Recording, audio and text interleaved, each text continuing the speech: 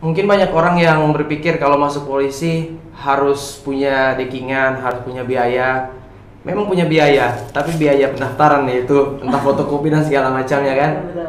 Tapi kalau untuk biaya yang lain sebenarnya nggak ada. Kita masuk polisi pure dari diri kita, usaha kita, kerja keras kita. Kita harus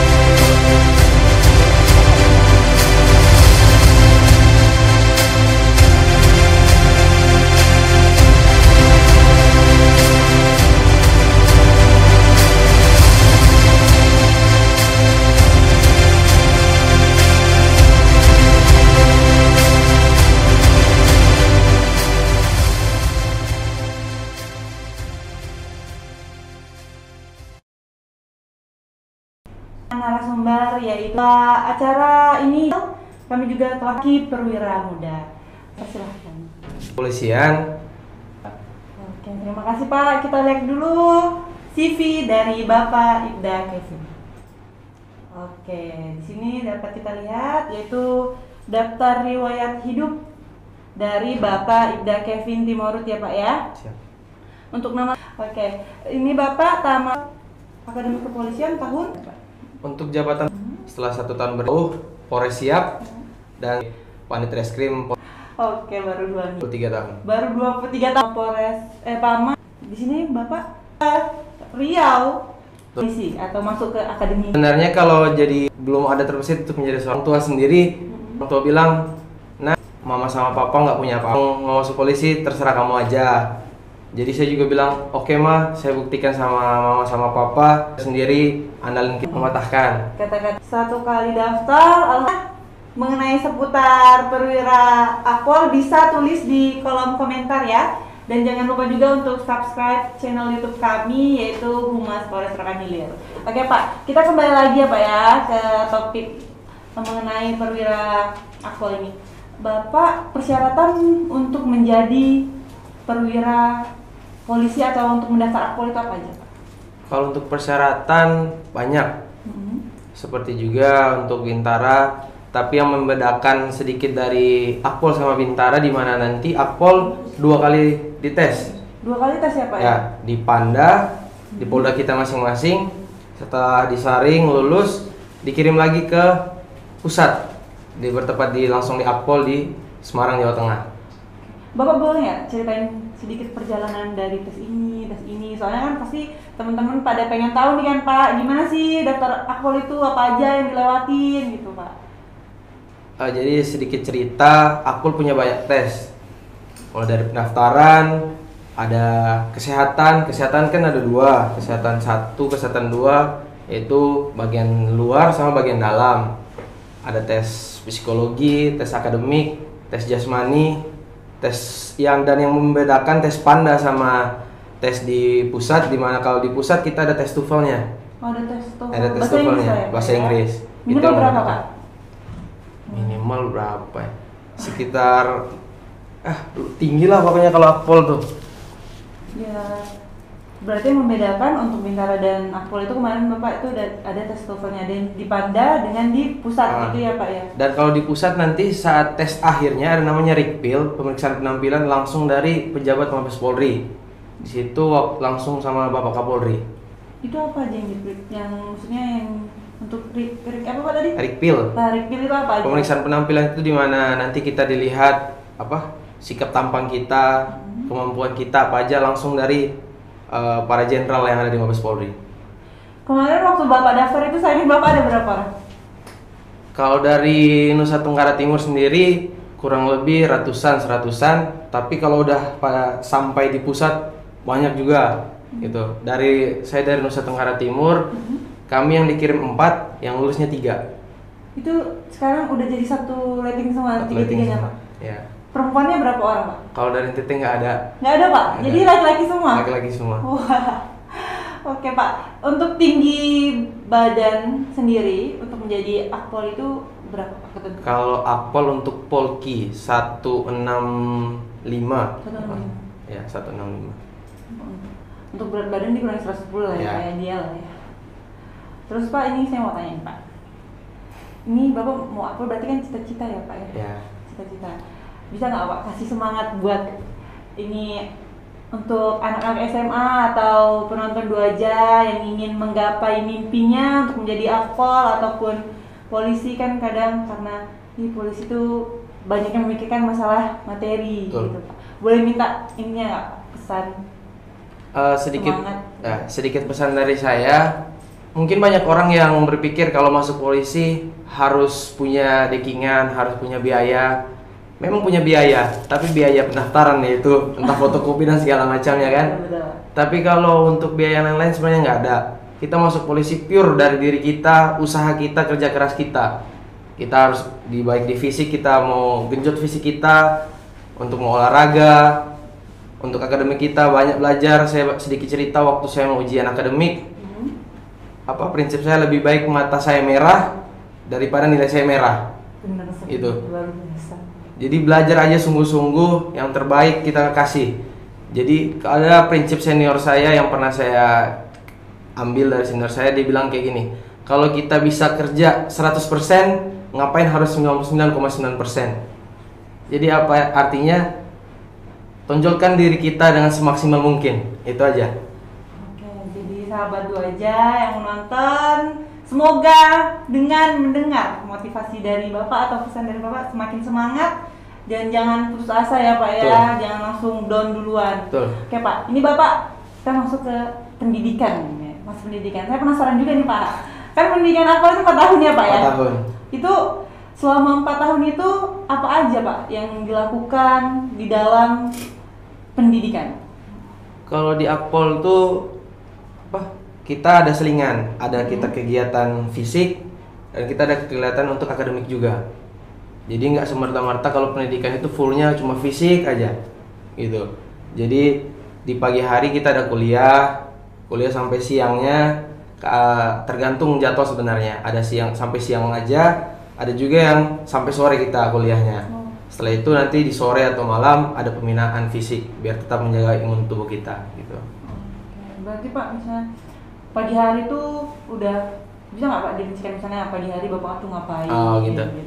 Jadi subuh kita bangun jam 4 untuk seluruh agama langsung yang muslim sholat, yang lain di agama masing-masing.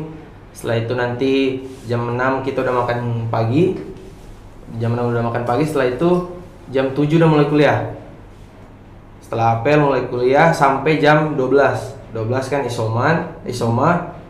Setelah isoma mulai lagi kuliah sampai kurang lebih jam 4. Nah dari jam 4 itu kita langsung lanjut pembinaan fisik sampai maghrib. Maghrib kita sholat lagi, ibadah lagi. Jam 7 sampai jam 9 kita pembinaan belajar dulu. Ada belajar malamnya juga. Belajar malam ada juga? Ada belajar malam. Ada belajar malam, setelah itu pembinaan fisik sedikit di malam hari, barulah jam 10 atau jam 11 udah istirahat. Berarti dalam satu hari pembinaan fisik kurang lebih 3 kali ya Pak? Ya betul. Itu pembinaan fisik apa aja tadi Pak?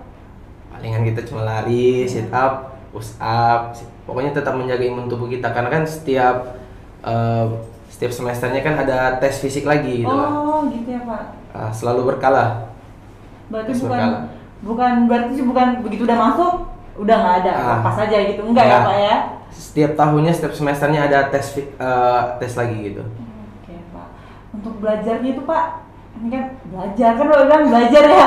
Pasti mereka padahal ini belajar apa? Belajar matematika atau belajar apa? Belajar apa Pak? Belajar sebenarnya banyak pelajaran, mulai dari ilmu kepolisian sendiri, ilmu hukum, ada juga tentang forensik, gitu kan? Banyak sebenarnya, dan pastinya tentang fungsi ilmu kepolisian dari berbagai fungsi gitu. Oke, jadi pastinya belajar tentang ilmu kepolisian ya Betul. Pak ya, bukan belajar kayak di sekolah. Tetap sekolah, cuman yang dipelajarin tentang ilmu kepolisian. Betul. Baik, Pak, suka duka selama 4 tahun apa aja Pak? Suka dulu deh Pak, suka. Kalau sukanya sebenarnya banyak. Apa? Kita bisa kenal banyak teman kan? Teman kita dari 34 provinsi. Jadi kalau kita mau berangkat kemanapun pasti ada teman di situ. Kalau saya nggak bilang teman, tapi udah saudara kita di situ kan. Kita mau kemana aja udah aman. Nah, banyak kenalan kita, banyak kenal juga sama senior karena kan kita di Akpol 4 angkatan. Ada senior juga, ada junior juga. Jadi dari berbagai wilayah 34 provinsi dengan letting masing-masing. Gitu. Dukanya Pak? Kalau dukanya nggak ada sih. Dukanya karena udah pisah, nggak bisa lihat lagi, nggak bisa kumpul lengkap lagi gitu aja. Berarti dukanya cuma itu aja ya Pak ya? Semuanya enak di sana. Oh, terus semuanya enak. Jadi polisinya juga enak ya Pak? Enak kali. Oke Pak. Pak, ini kan ada tuh cerita yang Akpol pohon terkenal itu, berarti sedikit gambarnya seperti itulah ya Pak ya? Ya, Itu yang bapak sama ibunya itu letting bapak bukan? ya, letting saya. Oh iya Pak. Kebetulan yang cowoknya juga dinas di Riau. Ceweknya Pak? Ceweknya dinas di Akpol. Oh, sekarang dinas di mana Pak? Siapa? Kalau bapak yang main Dia di Polsek Tualang, Koresia. Tuh. Berarti kemarin samaan sama bapak? Samaan penempatannya. Oh. Iya, saya. Namanya pun hampir sama. Siapa? Kalau saya Kevin, dia Nevin gitu. Oh. Asalnya dari mana? Asalnya dia Jadi dari nanya-nanya bapak. Jawa Tengah juga, Semarang. Oh ya Pak, jadi sama. Saya cuma sedikit belakang. Terus Pak, tempat asal bapak itu kan dari NTT. NTT. Itu penempatannya itu berdasarkan gimana Pak? Kok bisa bapak ini kan dari NTT pindah ke Riau gitu, ada yang ke Papua. Oke. Gimana Pak, itu berdasarkan apa? Kalau kita bilang penempatan sebenarnya nggak bisa kita terka karena kan langsung dari Mabes Polri nih. Ada juga, tapi biasanya di ranking awal gitu kan pasti dapatnya yang memang pola baik juga gitu. Tapi tergantung kebijakan juga biasanya sih. Mungkin kebijakan tahun depannya beda gitu kan. Kadang juga mungkin yang rankingnya tinggi ditaruh di wilayah timur biar bisa membangun juga gitu. Oh gitu.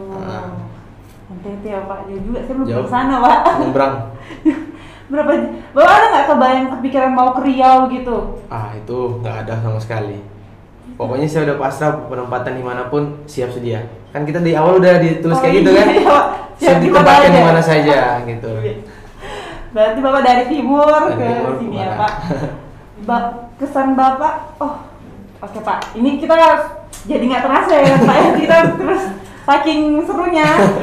Kita tahan dulu Pak. Kita saksikan pariwara berikut ini.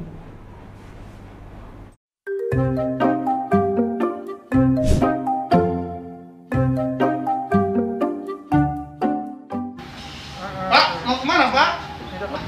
Gunakan hand sanitizer dulu Pak. Udah sehat saya, Pak. Tetap melaksanakan protokol kesehatan dulu kita Pak ya. Macam betul ya Bapak ini. Kita tetap mentaati protokol kesehatan Pak ya. Gunakan sanitizer dan lalu cek suhu Pak. Saya udah sehat, Pak. Nggak perlu lagi pakai gini, Pak. Ya itulah protokol kesehatan kita Pak. Kita jaga Pak. Baru Bapak bisa. Bapak mau kemana nih? Saya mau jenguk adik saya, Pak, di tahanan. Oh Pak, untuk besok tahanan kita tidak melayani Pak ya. Karena pandemi COVID-19 ini Pak, kita tidak memperbolehkan. Kalau secara virtual kita bisa Pak. Saya nggak mau tahu, Pak. Saya hari ini harus menjenguk adik saya, Pak. Maaf Pak, kita tidak bisa untuk melayani besok tahanan Pak. Dari mana jalannya, Pak? Kita sudah ada peraturannya Pak. Karena pandemi COVID-19 ini Pak, kita tidak bisa melayani besok tahanan. Itu adik saya, Pak. Ada apa ini Parut? Mohon izin, Komandan. Ini ada tamu untuk memusuk tahanan, Komandan. Tapi saya larang, Komandan. Bapak dari mana? Saya dari Tanah Putih, Pak. Tanah Putih. Maaf, kita orang apa? Biar gampang kita komunikasi. Kita orang kita Batak, Pak. Orang Batak? Olo. Oh iya. Karena begini ya. Di sini kan sudah ada aturannya. Ada keluarga ditahan? Ada, Pak. Ada. Siapa namanya? Namanya Rudi, Pak. Rudi. Sudah berapa hari ditahan? Sudah sekitar 4 bulan, Pak. 4 bulan. Bapak sudah pernah jenguk? Belum, Pak. Belum, baru sekali nih. Baru sekali ini, Pak. Rindu kali saya sama dia, Pak. Saat ini Polres Rokan Hilir tidak lagi membesuk tahanan dengan secara langsung, namun Polres Rokan melayani dengan secara virtual, yaitu pembesuk datang kemudian melaporkan atau memberitahukan maksud dan tujuannya kepada petugas jaga. Yang kedua itu pembesuk memberikan barang bawaannya untuk diperiksa oleh petugas jaga. Kemudian pembesuk ingin menitipkan barang bawaannya berupa makanan atau pakaian untuk yang dibesuk, dapat menitipkannya kepada petugas jaga untuk diantarkan. Selanjutnya pembesuk diarahkan oleh petugas jaga ke ruang SPKT. Kemudian petugas SPKT melayani dan mempersilahkan si pembesuk duduk pada tempat yang disediakan. Petugas SPKT mempersiapkan perangkat untuk virtual dan menghubungi tiket taksi. Selanjutnya pembesuk melakukan komunikasi dengan yang dibesuk. Hari besuk secara virtual Senin dan Kamis. Waktu untuk membesuk tahanan secara virtual diberikan selama 10 menit secara bergantian. Paham Bapak? Paham, Pak? Nah, jangan marah-marah lagi ya. Iya, Pak. Maaf, Pak. Semua ada aturannya Pak ya. Oke, ya, silakan lanjut. Setelah ini yang tiket lanjut ke SPKT. Ada yang perlu ditanyakan lagi? Ya, cukup, Pak. Cukup? Cukup, Pak. Ya, udah paham ya? Paham, Pak. Oke, terima kasih ya. Iya, Pak.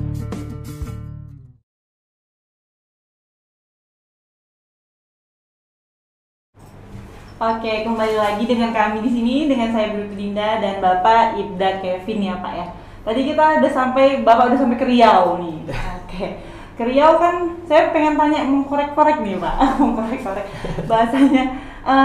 Selama Bapak kan gimana pengalaman dan perasaan Bapak menjadi Kapolsek selama 1 tahun di usia Bapak yang masih benar-benar muda dikatakan gitu Pak. Jadi sedikit cerita waktu jadi Kapolsek, ya bukannya sombong nih ya. Oh. Tapi banyak media yang datang, nggak kelihatan kayak Kapolsek kan, masih muda kali. Ditanya, jadi pas mau jadi Kapolsek umurnya masih 22 tahun. 22 tahun. Jadi banyak pemberitaan dari media juga, Kapolsek termuda lah, gini-gini lah. Udah intinya kan banyak juga stigma negatif juga dari banyak orang, gimana masih muda nggak bisa ngapa-ngapain gitu kan. Tapi syukurnya pernah waktu Bapak Kapolda kita, Bapak Irjen Pol Agung Setia Effendi datang berkunjung ke Polresia, dia bilang seperti ini, yang muda dilihat kreativitasnya, yang tua dilihat pengalamannya. Kalau dipadukan akan menjadi kolaborasi yang luar biasa. Nah, itu yang saya tangkap dari penyampaian beliau. Sungguh luar biasa penyampaian beliau. Jadi makanya walaupun saya masih muda, saya menggunakan kemampuan saya dan pengalaman dari anggota-anggota saya. Memang semua anggota saya waktu di Polsek itu pasti lebih umur dari saya, dan satu-satunya juga saya yang belum nikah waktu itu kan. Semuanya udah nikah, udah pengalaman berpuluh-puluh tahun, berbelasan tahun. Tapi di situ kita bagaimana caranya untuk kolaborasi antara saya dan anggota saya gitu. Selama di Polsek itu berapa anggota Bapak, berapa anggota? Kurang 19 anggota. Dan Bapak yang termuda Muda. dan yang belum nikah.